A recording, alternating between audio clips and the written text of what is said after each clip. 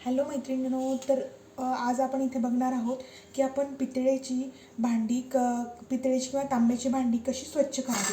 इथे तुम्ही पाहू शकता की माझी पितळेची भांडी किती घाण आहेत आणि त्याला मी आता स्वच्छ करणार आहे. तर आपल्याला जास्त कष्ट न घेता कसं पटकन आणि कमी वेळात हे स्वच्छ करता येईल हे आपण पाहणार आहोत. तर हे बघा तुम्ही, आपण ही सगळी जी काळवंडलेली भांडी आहेत ह्याला सगळ्यांना आपण स्वच्छ करणार आहोत. ठीक आहे. तर ह्याच्यासाठी मी साहित्य सांगते काय काय लागणार आहे.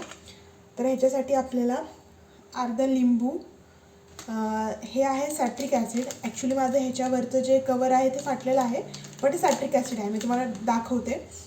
आणि थोडंसं आपल्याला पाणी लागणार आहे. ठीक आहे. तर मग इथे मी एका वाटीमध्ये थोडंसं सॅट्रिक ॲसिड, म्हणजे जेवढे आपल्याकडे भांडे असतील त्यानुसार आपल्याला साहित्य घ्यायचं आहे. तर माझ्याकडे एवढे 3 जे तांब्याचे भांडे आहेत ते स्वच्छ करण्यासाठी मी ते सॅट्रिक ॲसिड घेते थोडंसं.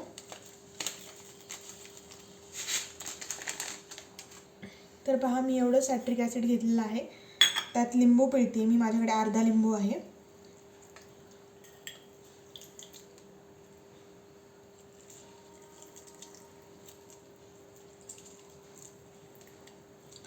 आणि हे मिश्रण पटकन जसं तुम्ही मिक्स करता त्याच्यानंतर पटकन वापरायला घ्यायचं आहे, कारण की हे थोडंसं कॉन्सन्ट्रेशन असतं केल्या. जर का तुम्ही थोड्या वेळानंतर वापरलात तर त्याचं कॉन्सन्ट्रेशन कमी होतं. त्यामुळे तुम्हाला पटकन केल्याच हे वापरायचं आहे. हे बघा, मी पूर्ण लिंबू पिळून घेतलं इथे. तर आता मी हे लिंबाला पूर्ण हे करते, लिंबू आणि सॅट्रिक ॲसिडला पूर्ण विरघळवत आहे. तर याच्यामध्ये मी ना लागेल तसं थोडंसं पाणी घालून ह्याला पूर्णपणे विरघळायचा प्रयत्न करते. तर तुम्ही पाण्याचं प्रमाण हे तुम्हाला जसं लागेल किंवा जेवढे तुमचे भांडे तुम्हाला साफ करायचे आहेत त्याप्रमाणे तुम्ही घेऊ शकता. तर इथे माझं पूर्ण मिश्रण तयार झालं आहे, लिंबू, सॅट्रिक ॲसिड आणि पाण्याचं. तर आता आपण एक भांडे साफ करायला घेऊया. तर जो पिळलेला लिंबू असतो तो वाया घालवण्यापेक्षा हाच लिंबू घेऊन ह्याच्यामध्ये पाण्यामध्ये बुडून त्याला ह्या भांड्यावरती फक्त आपल्याला चोळायचं आहे. तुम्ही असं चोळूही शकता. हे बघा,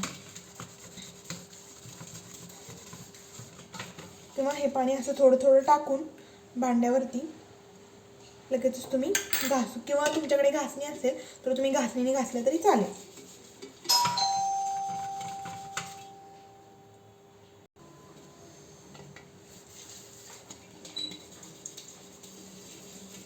तर मैत्रिणींनो, तुम्ही हे पाहू शकता, हे माझं तांब्याचं भांडं स्वच्छ झालेलं आहे.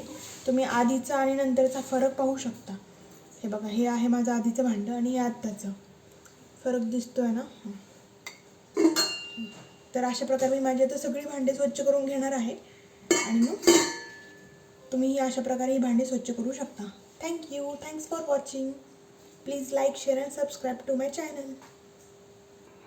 हे बघू शकता, स्वच्छ झालेलं आहे हे.